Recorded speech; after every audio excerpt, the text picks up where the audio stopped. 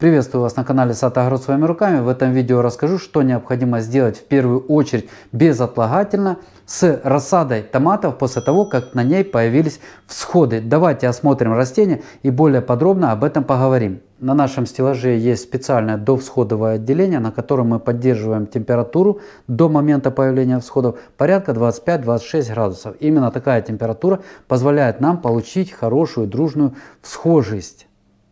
После появления всходов мы сразу же убираем пленку.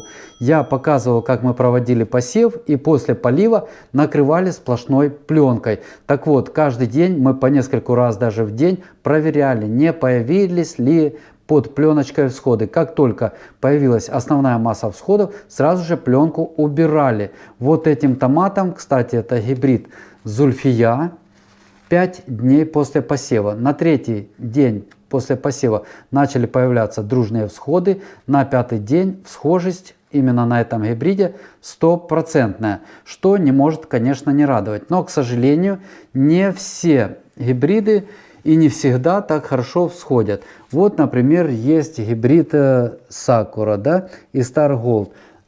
Впрочем, нет, на них тоже нет не взошедших. Вот на этих давайте посмотрим. Это Бенигара.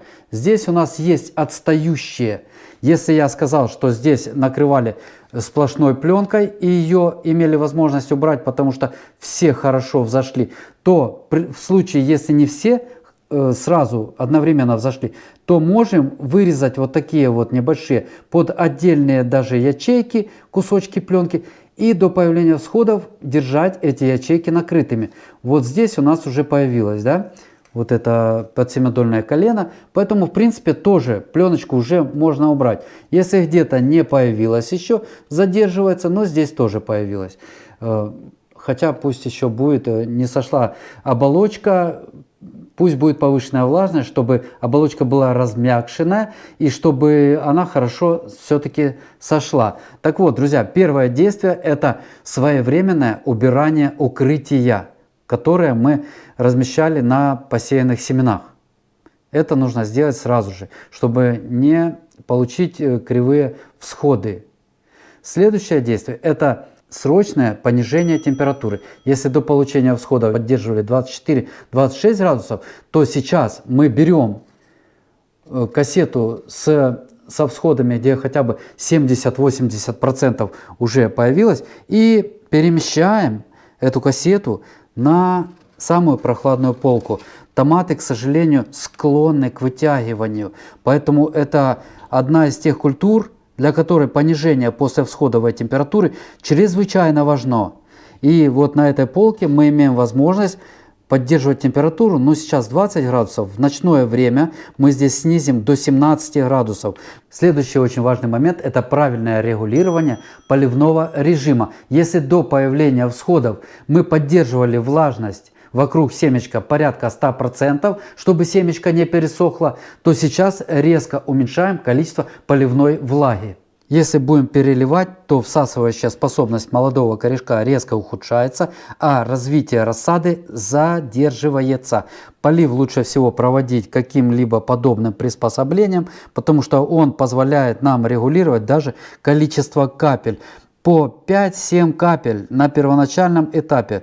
Это сделать очень легко, вот таким вот образом. Если перелив будет держаться долго, то даже растение может погибнуть. Вот так, по чуть-чуть, по нескольку капель буквально. И, конечно же, поливы проводить в зависимости от того, есть ли в этом необходимость. Следующий момент – рыхление. Это необходимо делать особенно, если через некоторое время после проведения полива на поверхности почвы образовывается корка. Для улучшения аэрации и ускорения подсыхания верхнего слоя проводим зубочисткой вот такое легкое рыхление. Сейчас не очень у меня получается, потому что мы только что провели все-таки полив, но когда более подсохшая поверхность, то, конечно же, и более наглядно будет выглядеть рыхление. Поэтому рыхление идет обязательно через некоторое время после проведения полива рассады. И, наконец, освещение. Это очень важный вопрос, потому что именно рассада томатов наиболее чувствительна к количеству светов, которое она получит в молодом возрасте. Если сейчас мы не будем подсвечивать молодую рассаду в достаточном количестве, то цветочная кисть вместо того, чтобы заложиться над 7-9 листом, заложится над 12-13 листом.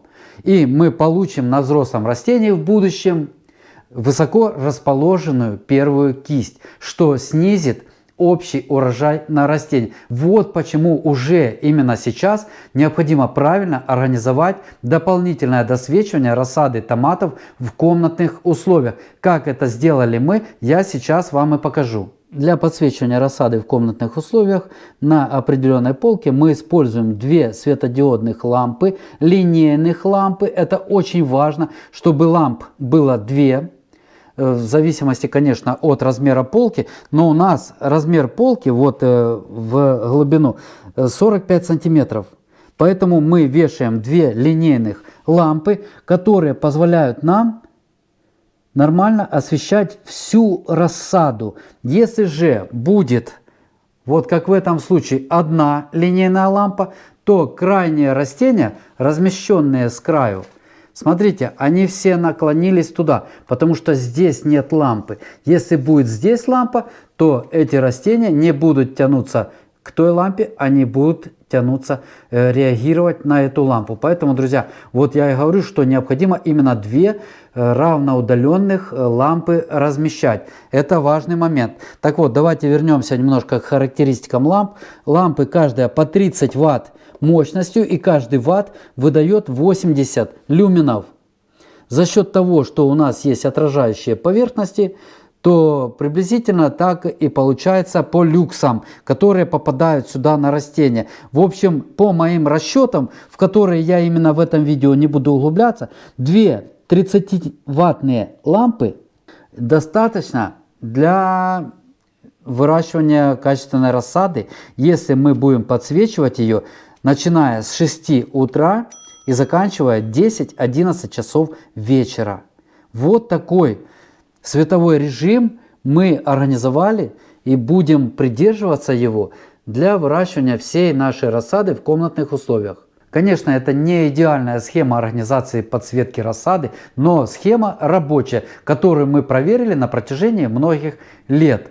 Вот, друзья, какие моменты хотел осветить в этом видео. Все они равнозначны по своей важности, по своей значимости для рассады. Если в чем-то, хотя бы одном, будет нарушение, то качество рассады существенно может пострадать. Поэтому постарайтесь, пожалуйста, их придерживаться, и тогда ваша рассада будет вас максимально радовать. На этом видео закончу. Спасибо за внимание. Всем желаю крепкого здоровья, мирного неба над головой. До свидания, до новых встреч.